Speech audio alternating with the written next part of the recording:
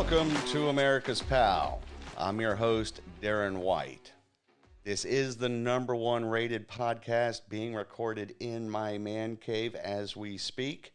You can find us every Tuesday at noon. You can find us everywhere podcasts like to hang out, and also YouTube, Rumble, or you can go to my website, americaspal.com. You can contact me directly at darren@americaspal.com. That's DARREN. This is episode 1, so let's let her rip, Tater Chip.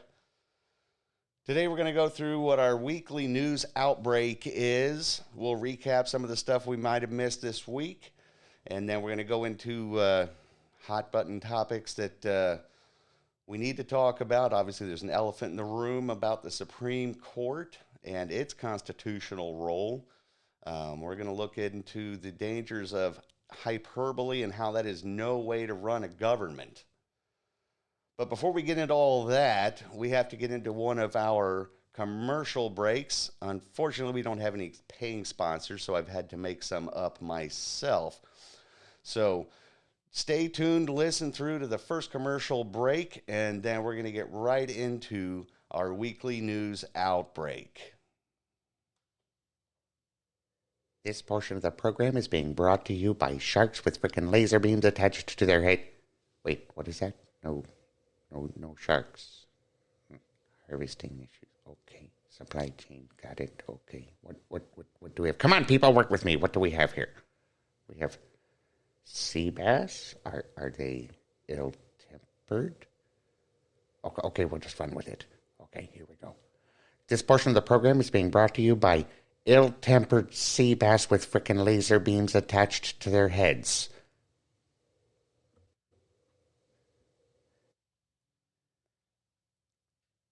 My apologies, that brief period of silence was actually some new leaked technology that the Secret Service is now using to monitor Joe Biden's condition. They actually have now tapped into his inner monologue.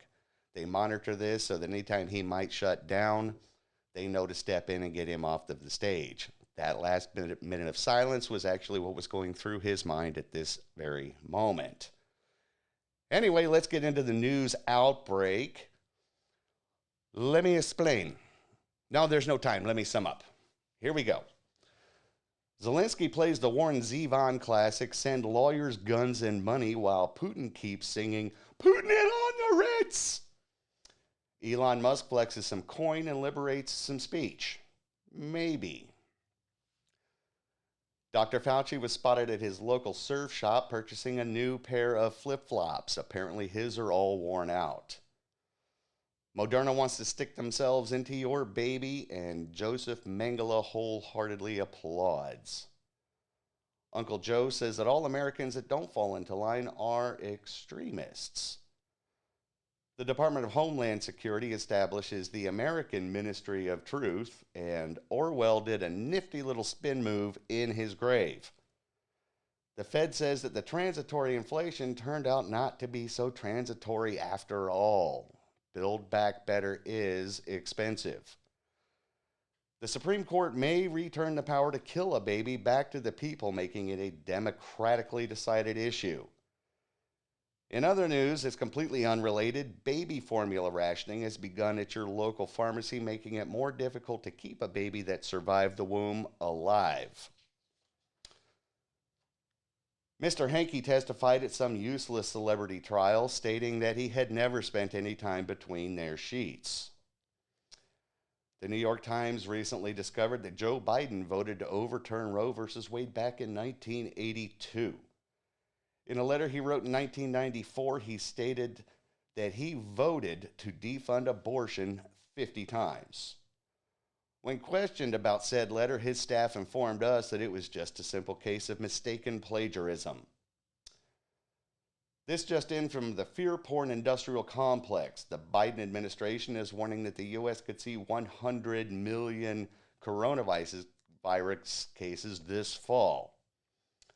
And also the Kentucky Derby long shot, 80-1 long shot, Rich Strike ran super fast to win at Churchill Downs.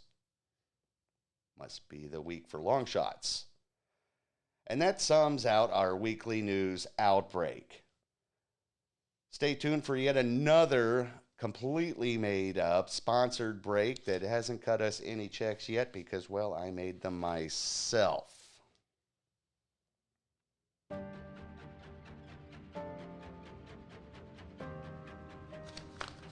This portion of the program is brought to you by Captain Ramia's Submarine Sales and Service. Are you in the market for a Typhoon-class submarine? Does your current submarine need a little sprucing up before nuclear war season? Does your submarine lack the pizzazz your neighboring superpower submarines have? Have you recently acquired a super secret submarine and are looking to make some extra rubles or dollars? If you answered yes to any of these questions, then Captain Ramia's Submarine Sales and Service is the place for you. To contact Captain Ramia's Submarine Sales and Service, you must send one ping. One ping only.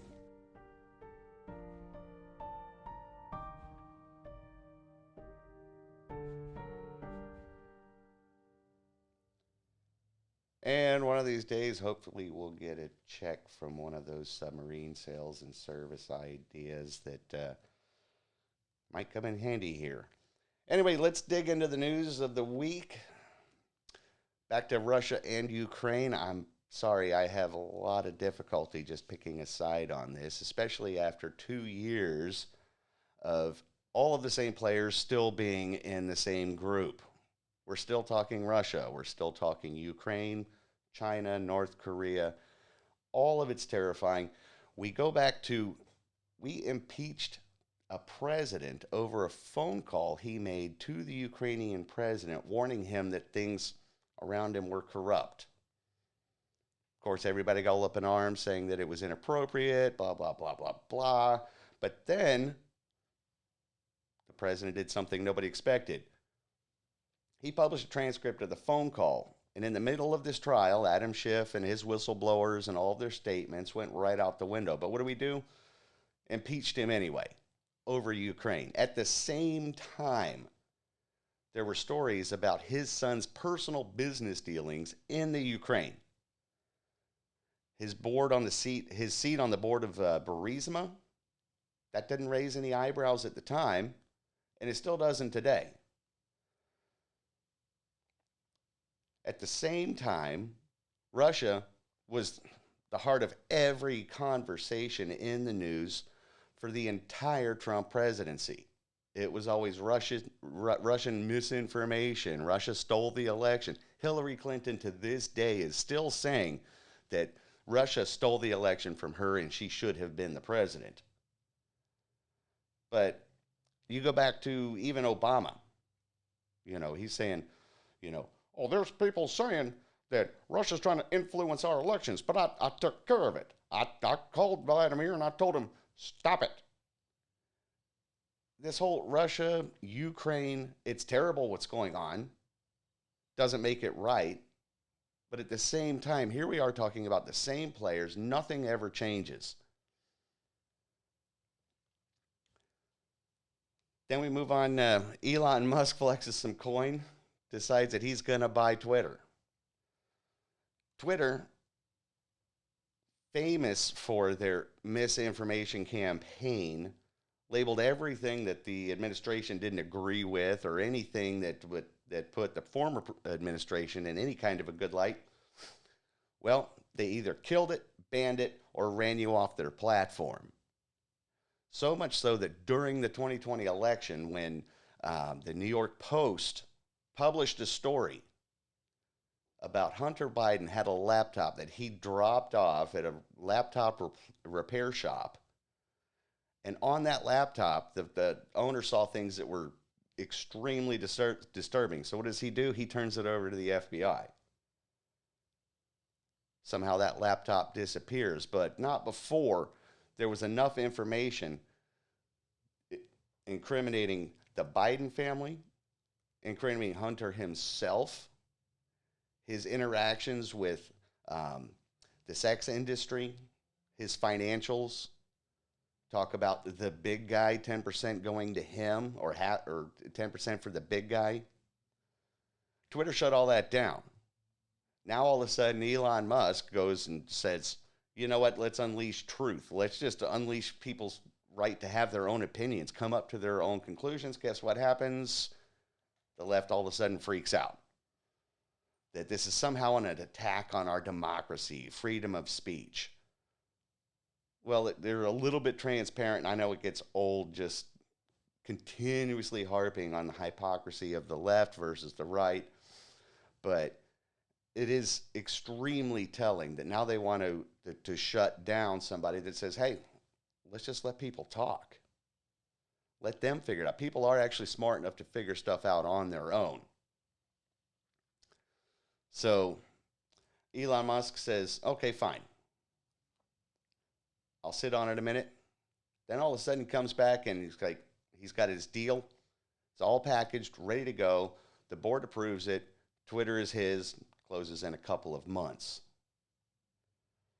At the same time, it's interesting to me that the conservatives and the people on the right always tend to kind of glom on to whatever celebrity might espouse something they might believe in. I mean, Musk is the same guy that wants to launch everybody off of the planet, take them to Mars, because we don't have much time left here either.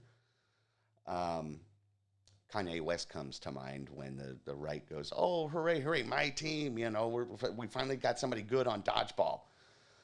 So just be careful as we kind of dig into and dig our hooks into whatever celebrity might say something we agree with.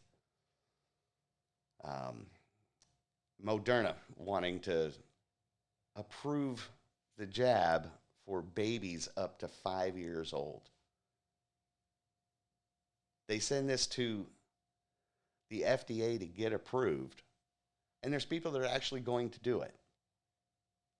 This is a significant portion of the population that's at near zero risk, almost below zero risk. And then the jab itself is based on the variant, the alpha variant, the original one. That spiked protein that was in it no longer exists in any of the strains we're going to see, that 100 million cases that we're going to see this fall that they keep warning us about. It's not even there. So what's the point of this vaccine, and why put it in babies? Especially since this thing has only been out about a year and a half, and there's no long-term clinical trials. There's not been time for it. But people just glommed on and said, we got to do what's right. It's for public health. It's for safety. Well, how much else has been sacrificed? How many freedoms? How many human lives have been sacrificed just in the name of safety, just being safe? I mean, we go back to 9/11, and this is why hyperbole always sticks in my craw a bit. It's because if you can get on the news and you can get behind your administration and your podium, you get on your soapbox and you're using words that are it's just hyperbole. There's no fact necessary. There's no truth behind it necessarily. There might be a grain of it. But it's the most alarming and dangerous thing that we'll ever face if we don't do something. So we have to do something. And it never seems like it matters what we do as long as we're doing something. As long as the group gets together and does something. 9/11 happened, the most devastating terror attack on American soil. And something had to be done. But in the name of speed, shock, and awe, we went and did something. We started a war against, or we didn't start the war, but we went to war with an ideal. No end game, no mission accomplished, even though that was said. Just, we're doing something. 20 years, $20 trillion later, countless lives, all lost. And then last year about this time, all of a sudden, Joe Biden says, by the way, it's over, we're out completely, drops everything, and runs. In one of the most disastrous geopolitical events in American history. Just as ugly as it could get. Left our weapons there, left people stranded behind enemy lines, and then anytime somebody talks about them, guess what? That's all just misinformation. There's only a handful of people left there. Tens and tens of thousands of people had to be airlifted because we had to do something. Didn't matter what, just do something. So we go into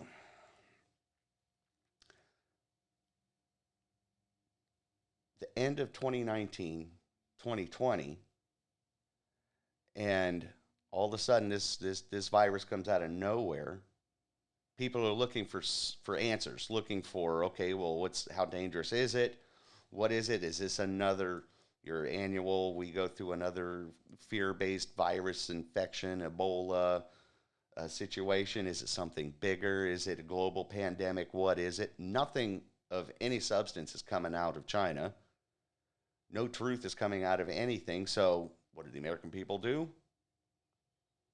Whatever the blue ribbon panels say we have to do at the time, which is something. So they scratched together 2 weeks to flatten the curve. I was skeptical at best, but I'm like, all right, well, I'm fine with that. And then we go through 2 weeks, and then it gets extended, and so on and so forth, and things just keep going. But we did something. So throughout the course over the past 2 years, hyperbole, straw man arguments have governed us. And the people making all those decisions are unelected bureaucrats. They've been there for decades. They don't represent the people. They represent their industry. They represent whatever lobby, the pharmaceutical industry or Raytheon or the military industry. They don't represent you. It's their self-interest. So this government of the people has nothing to do with the American people whatsoever. It's just crowd control. But then we keep jumping from, whatever hot button issue is to be, shouted from the rooftops, and then whatever, tribe you ascribe to, jump on that side, jump on this side, when nobody takes a tempered minute to look at just what is the situation? What are the ground rules? Does it fit within our Constitution or does it not? What are we supposed to do? And your elected official is the last person that needs to tell you what you are supposed to do. And that brings in the Department of Homeland Security. They established their Ministry of Truth, or their Disinformation Board. Where now the Department of Homeland Security, also unelected, we don't vote for them. They're going to pick and choose what truth is, what speech, and they cloak it in safety. Again, we go back to safety. Public health or foreign threats.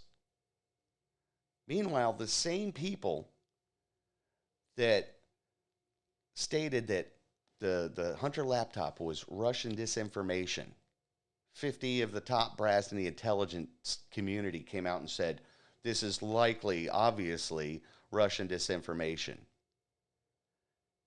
And then the woman speaking that 100% with all fact that was Russian disinformation now heads this Ministry of Truth.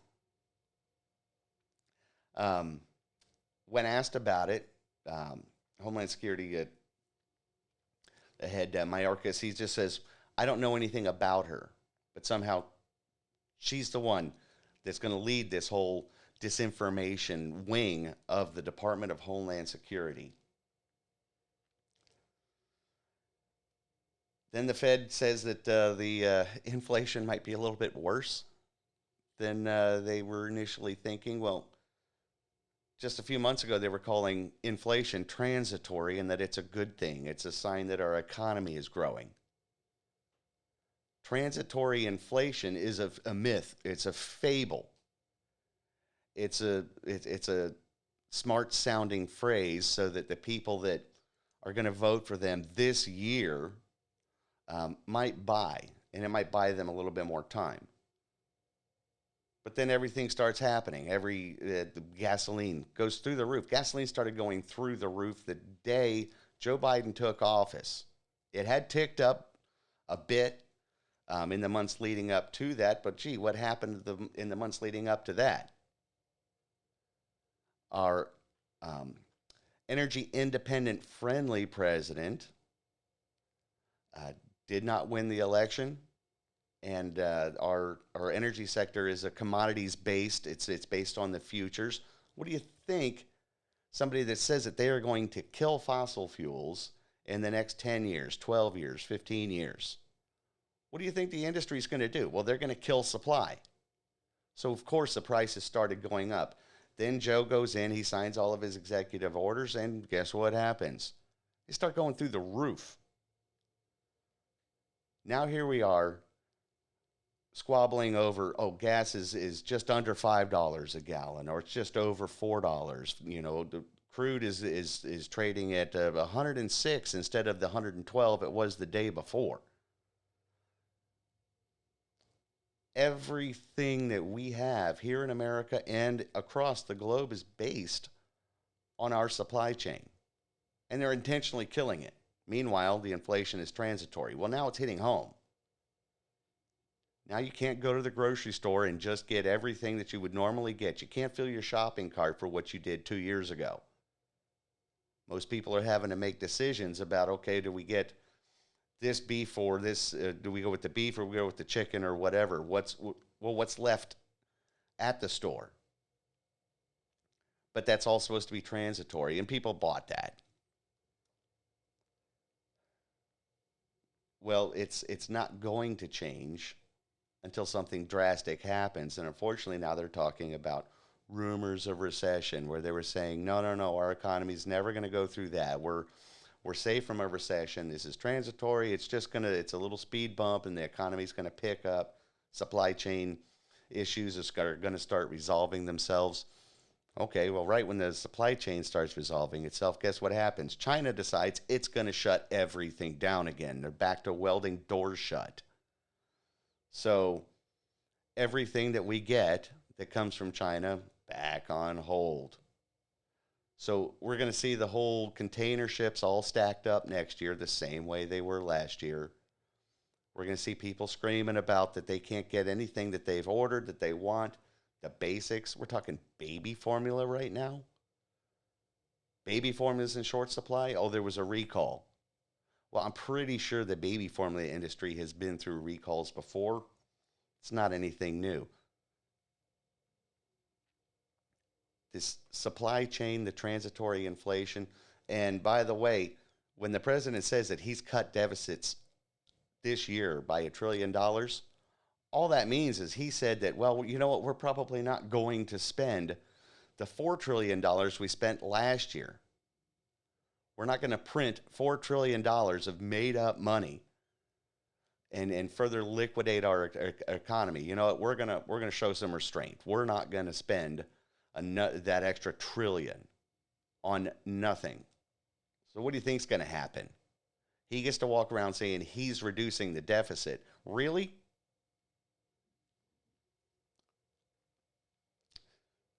Anyhow, we're going back to the Supreme Court, and it's a difficult issue for a lot of people to talk about. It's at the same time it's a basic one, the very right to life. And the issue is whether or not our nation as a whole, as a group, is going to support the right to end the life of a child in the womb.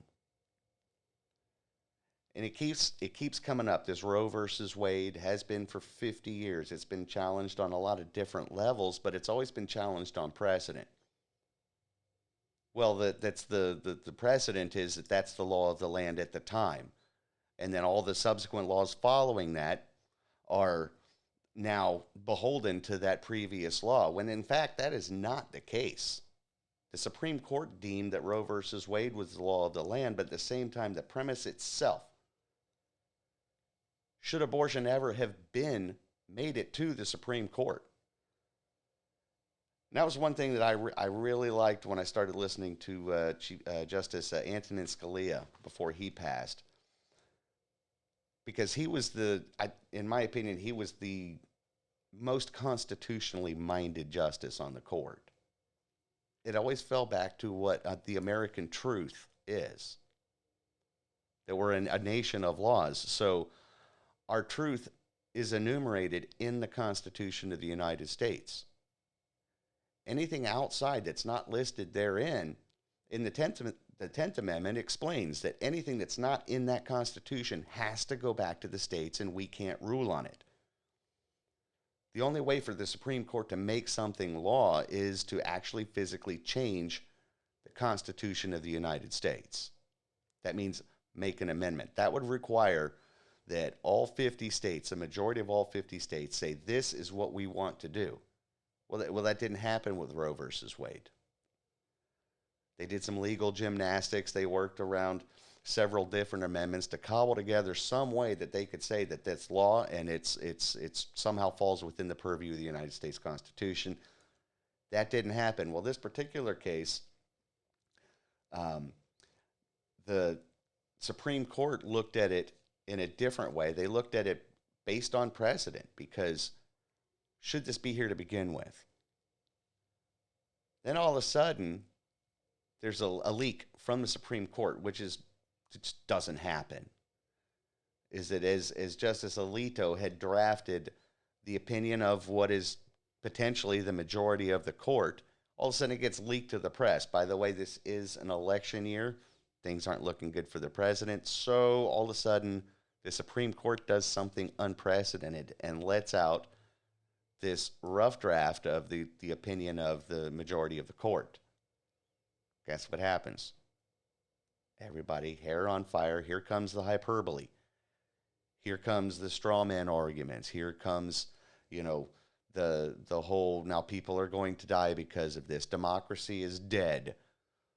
Well, the fact that they return the power to the states, because the states are the microcosm of our country. That's where democracy lives, is in each state. Your local legislatures, your state legislatures. That's where all of the power of the people resides. So they return the power back to the people, and of course, everybody's going nuts because they're stealing democracy. It's the end of democracy as we know it. And then you look at the argument and just go back to when life began based on what they knew back in 1973. They didn't have sonograms. They could pick up a fetal heartbeat. They didn't know that the child inside can feel pain, that they suck their thumbs. They didn't have any of that technology. So it kind of, I think, maybe gave a lot of people a detachment, that it is like that childbirth is a condition. It could be an ailment if you want to look at it that way, or a blessing if you decide to bring a child full term. Well, it's been 50 years of scientific advancement where we're seeing life grow. We're seeing a human being like nobody ever dreamed of 50 years ago. We're looking at life that can be saved inside the womb. We're looking at surgical procedures. Dr. Ben Carson, who ran for president under the Trump administration, he led the Housing and Urban Development. World famous neurosurgeon, separated two conjoined twins that were joined at the head. They shared part of their brain was shared. He separates these two twins. Dr. Ben Carson, of all people, said, having been someone who has operated on a child inside the womb, I can tell you that they do feel pain, and that is a real life. So after 2 years of us clamoring about, follow the science, well, actually 50 years of actual science, maybe life doesn't begin once the child exits the womb. So the root of the argument is are you comfortable with ending the life of a human being inside of the womb?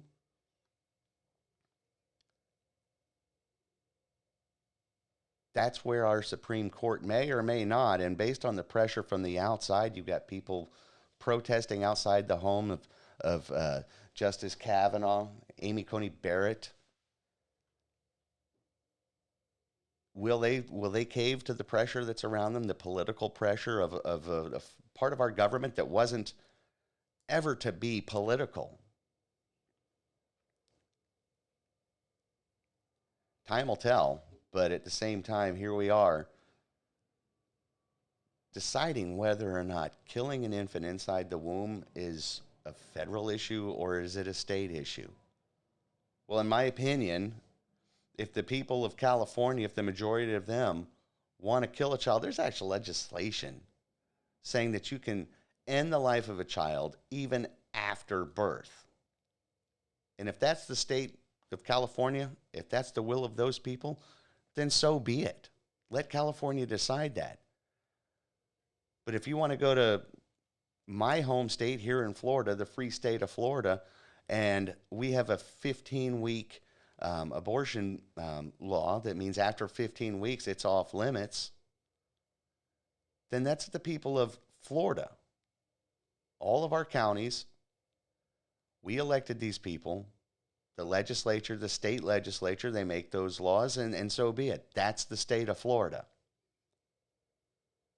But then if you want to move to another state that says zero tolerance, and that's where your heart is, where you have a zero tolerance that says there's no instance whatsoever, no carve-outs, then so be that. The beauty of our founders, their vision for this kind of government we have isn't a top-down government. And at the same time, it's all of the other governments in history leading up to 1776. Every single one was led by a king or a dictator. Some of them theocratic, some of them just at their own whim, wherever they gain more power, but it was always top down. And all it is crowd control so they can expand their empires. Our founders saw the value of human individual life, and that humans had rights, individual rights that, you know what, coming from a king, they don't mean nothing. Rights that are just put on paper, that they don't mean anything because that same king or the next one behind that one, those can go away. So they developed this form of government of a tempered democracy because they had also seen just wild democracy, pure democracy, kind of the French idea of what a democracy actually is, which is just simple majority rule. And they saw how quickly that can run amok. Because pure democracy, it always devolves every single time into tyranny. Someone finally corrals all the masses and say, hey, this is getting out of control. We need somebody to lead us. And next thing you know, brand new bing, bang, boom, brand new tyrant. Our founders said, no. We're going to be a representative republic. That on the local level, the people of those local areas, yeah, they get to make their laws. It's all democratically elected. Each state is a microcosm of a small form of government that still enjoys the blanket protection of the federal government. Everything in the United States Constitution is actually, especially in the Bill of Rights, is a list of negative powers. The Bill of Rights especially says what the federal government cannot do. And they were very, very specific, very deliberate about these 10 amendments. So here we are, people screaming from, the people in our capital are screaming that democracy is dead. Well, we're not a democracy to begin with. But the crux of the argument is where do you believe life begins? Who has the power to end it? And does human life matter at all to anybody else?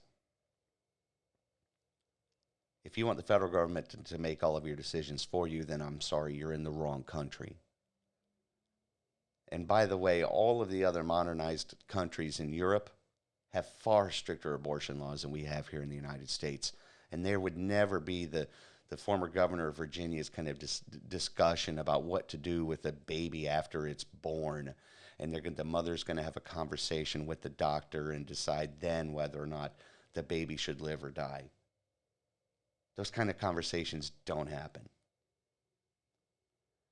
So if you want to be more like Europe, then you're going to have to move there. And maybe then you'll see the difference between our representative republic and whatever notion of democracy you might have. But that's just me. Anyhow, moving forward, it looks like we're about time to take yet another commercial break. This will be the final commercial break as we break down the first episode of America's Pal. So stay tuned for the closing thoughts and listen to what we have coming up.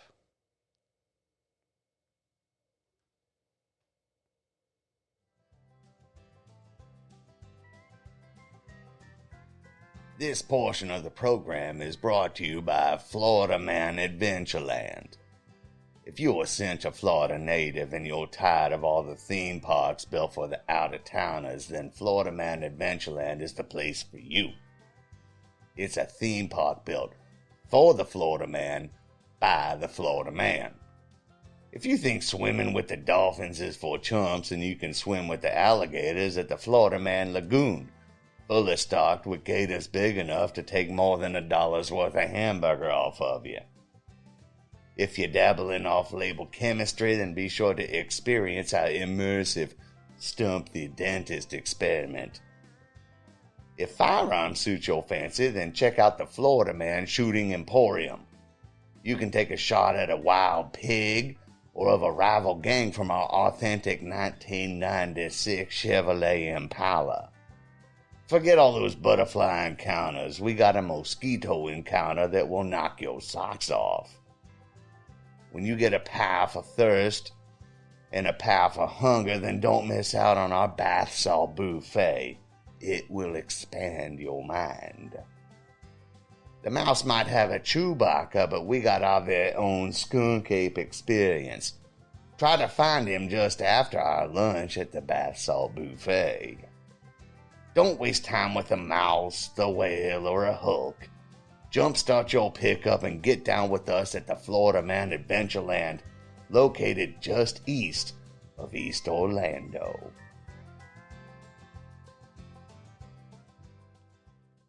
Welcome back to America's Pal. Boy, there was a lot in this document dump that I have here. That's actually not an Amber Turd reference, but a lot that we didn't have a chance to get to today, but we've got weeks and weeks to come. We're going to go through everything that happens. In the coming weeks, we're also going to have some special guests discussing anything that might celebrate who our America is.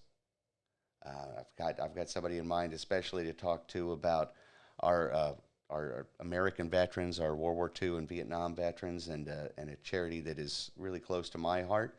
That'll be coming up soon. But stay tuned next week, Tuesday at noon, for the second episode of America's Pal. And until then, let's let her rip, Tater Chip.